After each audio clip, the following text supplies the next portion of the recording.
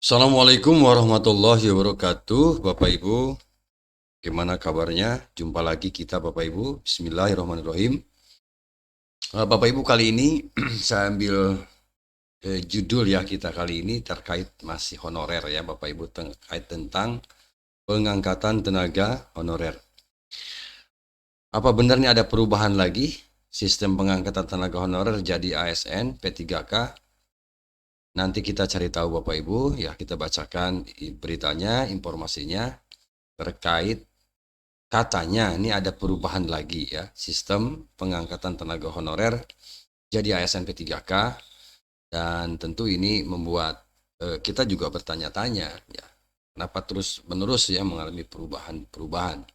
Baik, silakan nanti Bapak Ibu disimak ya videonya sampai tuntas.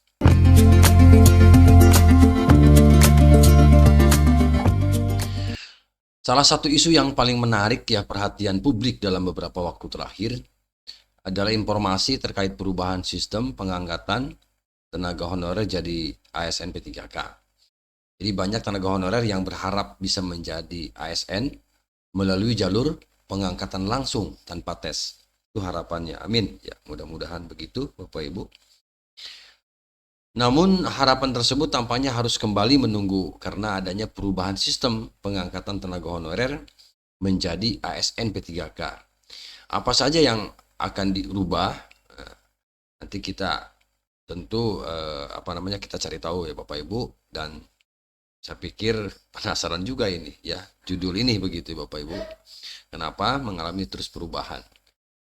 Nah, informasi perubahan ini Bapak Ibu diantaranya adalah terkait dengan pengangkatan tenaga honorer jadi ASN P3K yang sudah dibahas dalam rapat-rapat khususnya dengan Komisi 2 DPR. Wakil Ketua Komisi DPR Bapak Ibu mengatakan bahwa akan ada perubahan sistem ya pengangkatan honorer ASN P3K yang berbeda-beda di tahun ini gitu Bapak Ibu.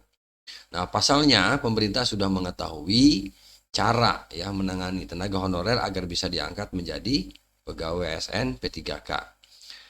Baik Bapak Ibu, berikut ini beberapa hal ya terkait dengan atau yang membuat perubahan, beberapa hal yang membuat perubahan di pengangkatan tenaga honorer tahun ini ya Bapak Ibu, ini juga perlu kita tahu. Yang pertama, kuota 80% untuk formasi khusus. Apa itu formasi khusus ya teman-teman Bapak Ibu? Beberapa waktu lalu ya telah dibuka seleksi CASN yang akan menjadi pengangkatan tenaga honorer jadi ASN P3K. Dalam hal ini dilakukan sebagai komitmen untuk menghindari PHK massal. Nah, selain itu salah satu komitmen pemerintah yang tertuang dalam pengumuman keputusan Menpan RB nomor 648 tahun 2023 juga akan melengkapi ya penataan tenaga honorer. Nah, keputusan seleksi pada seleksi tahun 2023 ini menyatakan kuota sebesar 80% untuk formasi khusus bagi mantan THK 2 dan non-ASN dengan kelulusan ditentukan berdasarkan peringkat terbaik. Nah, itu Bapak Ibu. Hingga 80% adalah untuk formasi khusus. Lalu yang berikutnya adalah kuota 20% untuk formasi umum. Gitu ya. Jadi untuk formasi khusus itu adalah 80%, kemudian kuota umumnya 20%. Nah, kuota sebesar 20% ini juga diperuntukkan bagi formasi umum dengan faktor penentu kelulusan berdasarkan nilai ambang batas dan ranking terbaik. Artinya apa Bapak Ibu? Pemerintah menempatkan tenaga non-ASN yang sudah bertugas untuk dikonfirmasi terlebih dahulu masuk P3K. Di pengangkatan tenaga honorer kali ini juga akan ada skenario restrukturisasi bagi mantan THK 2 dan non-ASN. Kemudian yang berikutnya tidak ada tes ya dalam pengangkatan tenaga honorer. Tapi sampai saat ini kita masih terus mengadakan tes ya. Tidak ada tes dalam pengangkatan tenaga honorer. Menurut Wakil Ketua Komisi 2, dalam rapat kerja sebelumnya telah disepakati bahwa tidak ada tes seleksi tenaga honorer, namun tetap ada tahapan tes dan seleksinya. Nah, terkait skenario menyimpan tenaga honorer tersebut belum ada kepastian hukum ya, dan juga bisa menimbulkan permasalahan baru.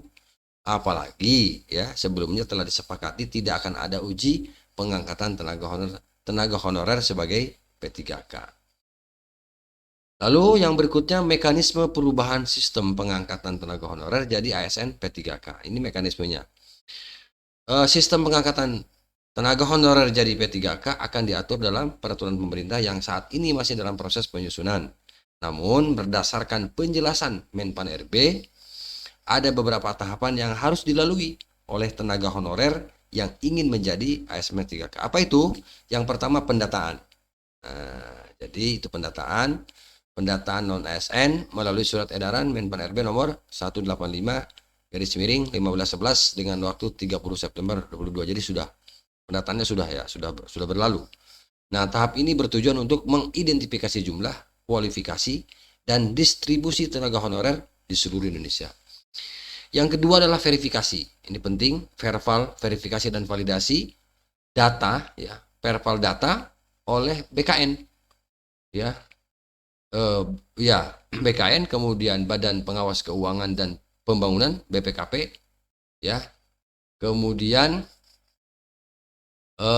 tahap ini bertujuan untuk apa? Memastikan kebenaran dan kelayakan data tenaga honorer yang telah didata sebelumnya. Dan yang terakhir adalah alternatif metode seleksi. Selanjutnya akan ada alternatif metode seleksi, yaitu seleksi P3K penuh waktu dan pengalihan status P3K paruh waktu. Nah, tahap ini bertujuan untuk menentukan status dan formasi ASN P3K yang sesuai dengan kebutuhan dan kriteria instansi pemerintah. Nah, itu gambarannya Bapak Ibu, perubahan-perubahan yang terjadi terkait dengan pengangkatan teman-teman honorer, ya, jadi ASN P3K. Ya, informasi itu barangkali yang dapat Adi bagikan Bapak Ibu. Semoga informasi ini bermanfaat. Terima kasih. Assalamualaikum warahmatullahi wabarakatuh.